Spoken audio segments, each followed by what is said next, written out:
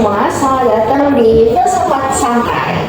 Nah, ini tuh tempat kita ngobrol ringan, tapi tetap tentang hal-hal yang berkaitan dengan filsafat. Di episode kali ini, kita tuh mau bahas tentang manusia dan motivasi, dan materi ini diambil dari buku Menjadi Manusia Otentik. Nah, kayak dari kita itu bertindak, mengambil keputusan, bekerja, dan juga bermimpi tuh, tapi kita tuh belum sadar sebenarnya apa itu motivasi gitu ya. Nah, hari ini tuh aku nggak sendirian, aku sama teman aku. Dua teman aku ini. Hai, siapa nama kalian? Nama aku Nelson. Nama aku Julio. Oh ya, sebenarnya aku juga lupa perkenalan diri aku, nama aku Rata. Oke, ayo kita bahas. Jadi gimana nih? Apa kabar kalian nih? Kabarku Kita udah lama nggak ketemu kan? baik banget dong pastinya. Oke. Jadi kita mau bahas dari yang mana dulu nih? Kayaknya apa itu motivasi dulu ya, biar kita bisa menginspirasi penonton-penonton kita ini. Apa sih motivasi menurut Nelson tuh, boleh? Nah, menurutku motivasi ini bisa dijelaskan lewat pemikiran Donald Laming.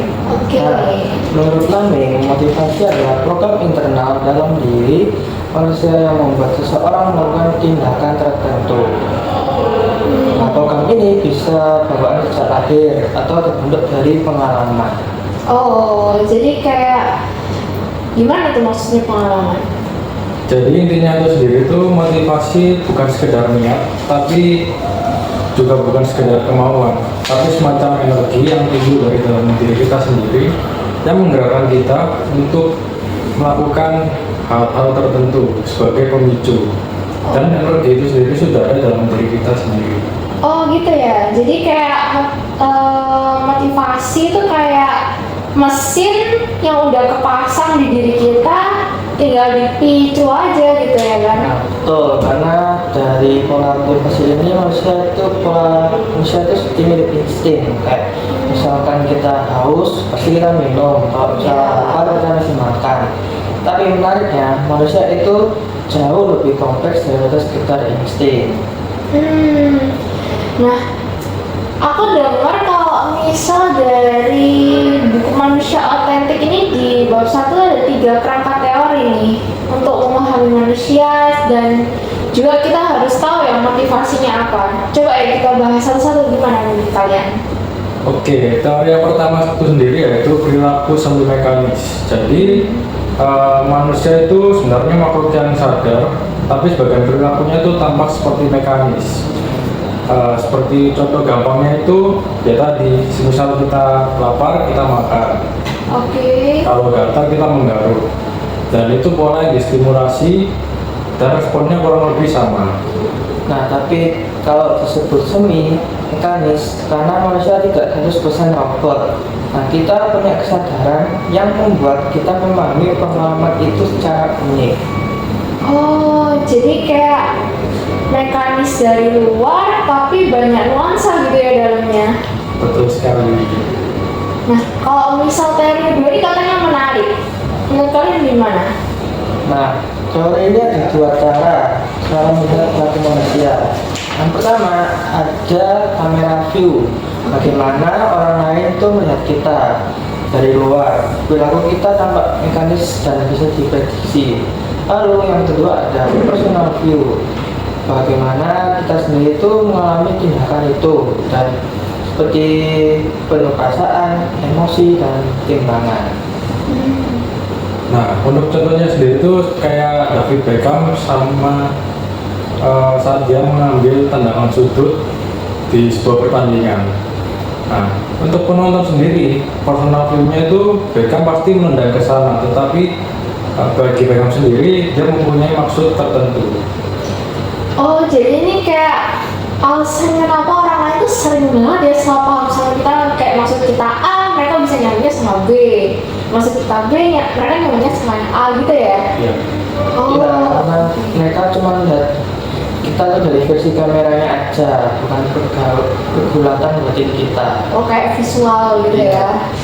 Oke. Terus yang ketiga gimana nih? Oke, untuk kerangka yang ketiga itu pengaruh sosial. Jadi perilaku dan manusia itu sendiri tidak pernah steril dari lingkungan sosial, seperti keluarga, budaya, lembaga pendidikan, bahkan penjara atau rumah sakit jiwa. Dan masyarakat sendiri itu menciptakan norma dan manusia harus menyesuaikan diri. Kalau tidak, ia akan dianggap aneh atau berbeda dari yang lain. Oh jadi kayak aku pernah dengar sih, Lami itu kayak bilang kejahatan itu muncul karena adanya aturan gitu ya. Betul, tanpa aturan tidak ada kategori perilaku yang dianggap menyimpang. Jadi motivasi manusia itu selalu berhadapan dengan aturan sosial yang membentuk batas. Jadi tiga teori ini tuh anggapannya kayak saling melengkapi dan mereka tuh bener-bener bonding banget gitu ya. Keren. Nah, next ini kita bahas apa ya? Jadi selanjutnya kita akan membahas kamera view. Jadi berat manusia itu sebagai mesin biologis yang merespons stimulus. Yang kedua yaitu personal view. Manusia adalah makhluk yang sadar, punya emosi, kecemasan dan pengalaman batin. Lalu selanjutnya ada social teori, yaitu manusia selalu dipengaruhi oleh norma masyarakat. Dan motivasi seseorang lahir dari gabungan ketiganya. Nah, dari tiga teori ini memiliki contoh masing-masing. Pertama, sebagai mekanis itu contohnya seperti kita bekerja karena kita butuh uang. Yang kedua ada personal view, contohnya tapi juga ada yang perasaannya kita tuh ingin dihargai dan ingin diakui. Yang ketiga ada social influence, di mana tuntutan sosial seperti orang dewasa harus bekerja. Oke, jadi dari yang kita bahas ini aku jadi ngerti sih kalau misal motivasi itu bukan suatu hal yang tunggal, tapi itu kayak jaringan, terus bisa dikaitin sama tubuh kita, pikiran, cara kita bersosialisasi. Karena kayak dari tadi kita bahas tentang motivasi tuh gimana ya, orang kalau misal nggak ada motivasi nggak bisa ngelakuin apa-apa gitu ya, jadi kayak nggak punya kemauan gitu. Tuh, karena menurut buku ini motivasi adalah bagian yang paling penting untuk mengenali diri sendiri, dan pengenalan diri ini adalah syarat untuk menjadi manusia yang otentik. Oke.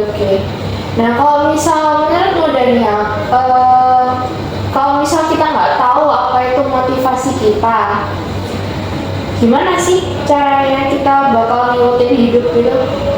Jadi kalau kita misalnya nggak tahu apa yang motivasi kita pasti akan hidup mengikuti arus, tuntutan sosial atau pola mekanis tanpa sadar, dan kita akan menjadi tidak otentik. Oke, aku paham. Oke, kalau misal Nelson, ada nggak materi tambahan yang menurut kamu penting nih buat penonton tahu? Nah, dengan kita memahami motivasi ini, kita bisa memilih nih, apakah aku bertindak karena aku ingin atau karena aku ditekan oleh norma. Jadi intinya kayak gimana itu? Jadi kita bisa membawa kebebasan sebagai manusia. Oh, wow. Kalau menurut kalian sendiri nih, kalian ada nggak kayak contoh gitu, kalian mau ngapain tapi mager banget, tapi tiba-tiba kalian kemotivasi buat ngelakuin itu? Coba dari Julia dulu. Oke, yang pertama saya ambil contoh belajar. Nah, pasti kita kan belajar kan masih ada motivasi dalam diri kita sendiri.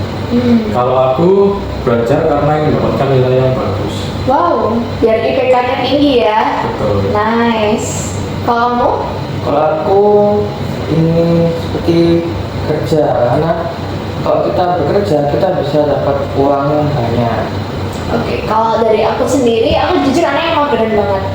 Aku tuh anaknya kalau habis makan tidur, habis sholat ngelakuin itu bikin tugas sambil tidur. Ya apa sebenarnya sambil tidur, tapi motivasi aku itu pengen cepat lulus karena ya pengen aja sih jadi ibu rumah tangga. Jadi ya gitu deh, pengen cepat lulus. Wah, pembahasan kita hari ini banyak banget ya, tapi tetap relevan gitu sama kita. Semoga teman-teman pendengar jadi lebih peka sama mesin internal atau diri kita sendiri yang bisa menggerakkan diri kita juga. Terima kasih buat Nelson dan Julio, dan makasih buat kalian yang udah mendengarkan.